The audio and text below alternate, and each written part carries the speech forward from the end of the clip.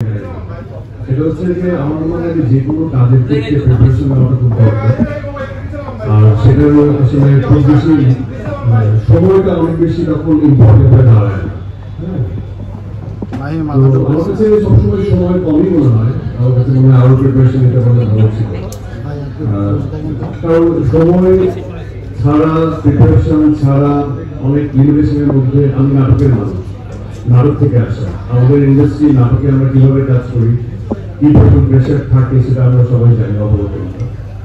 তো সেই জায়গা থেকে যখন আমার ওটিটিতে বলার পর তখন চেয়েছি একটু বেশি সময় নিয়ে কাজ করতে।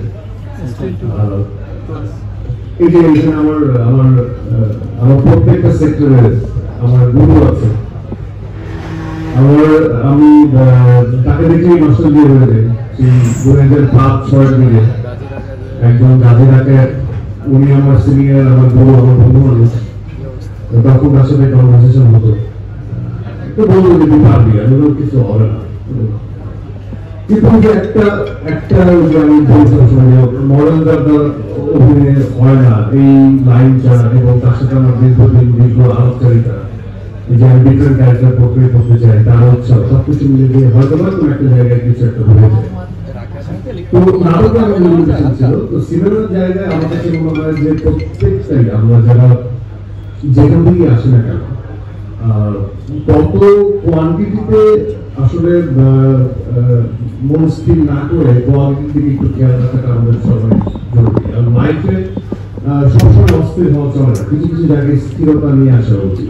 আমার কাছে মনে হয় যার প্রসার যত হয়, যার যত উপরের দিকে উঠতে থাকে, তার দায়িত্ব বোঝা জায়গাটা অনেক বেশি দৃঢ় হওয়া উচিত এবং সময় নিয়ে কাজ করা উচিত।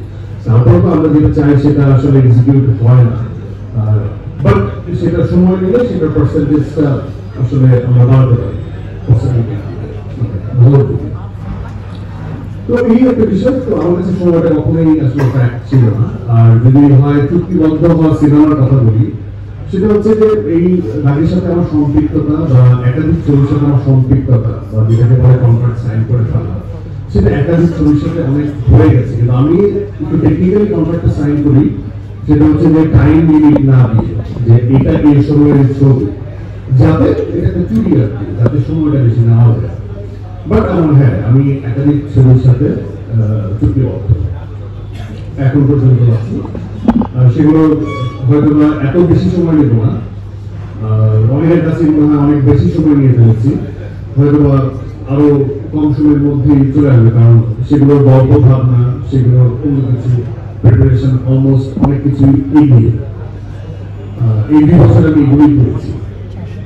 আর দাবি প্রশ্ন বলতে গেলে, যদি আমি এসবিএন আলফায় নিয়ে কথা বলি বা শাকিলকে নিয়ে কথা বলি, সে আমার বন্ধু মানুষ, আমার প্রথম ছবির অর্থদাতা, সে প্রডিউস করেছে। ঝগড়া প্রচন্ড করি আমি, এটাকে মানুষ ঝগড়া বলে বা বাহাস বলে হয়তো, বাট আমি আসলে এটাকে ঝগড়া করি না। আমি বলি হচ্ছে আমি আসলে কনভিন্স হতে চাই, নিজেকে কনভিন্স করতে চাই।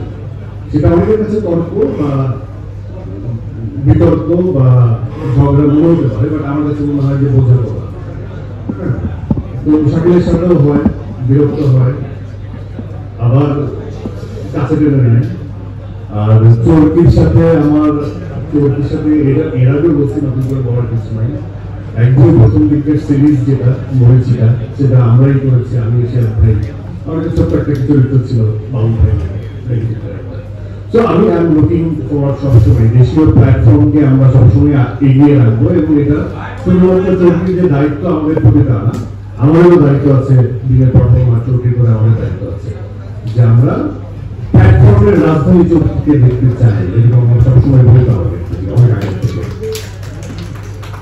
আর শেয়ার সম্পর্কে বলতে গেলে তার সাথে আমার আসলে তর্কই ভালোবাসা, প্রচন্ড তর্ক হয়, এবং এটা তর্কটা দীর্ঘদিন বেড়েই চলেছে। হ্যাঁ, তা আমি খুব পজিটিভলি নিই, কারণ দিনের শেষে আমরা আবার নিয়ে যাই। তো এখন তো এটা মুখে নাই, এখন হাতাহাতি পর্যায়ে চলে গেছে। তো সে আমি তাকে আমার সবচেয়ে